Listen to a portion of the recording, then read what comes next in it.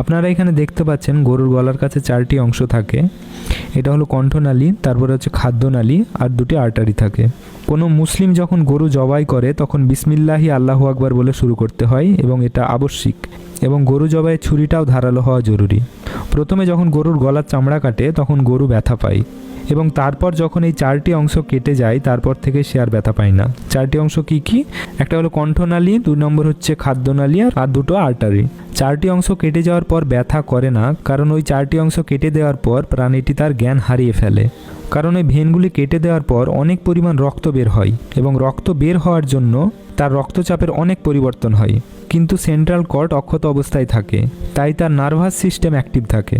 এদিকে গলার ভেনগুলো কেটে যাওয়ার জন্য ব্রেনে রক্তের প্রয়োজন হয়, ফলে গরুর ব্রেন তখন মেরুদণ্ডের মধ্যে থাকা স্পাইনাল কর্ডের মাধ্যমে হৃৎপিণ্ডকে সিগন্যাল পাঠায়, ফলে তার হৃৎপিণ্ড তখন খুব দ্রুত পাম্প করতে থাকে, অর্থাৎ দ্রুত রক্ত পাঠাতে থাকে।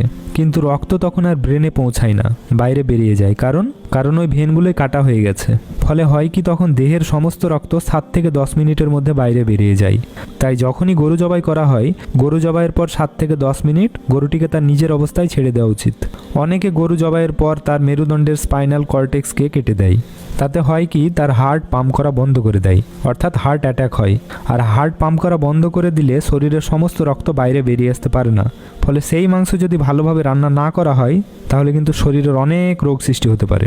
তাই সাবধান এবং সতর্ক থাকবেন, ইসলামিক পদ্ধতিতে সঠিকভাবে গরুকে জবাই করবেন।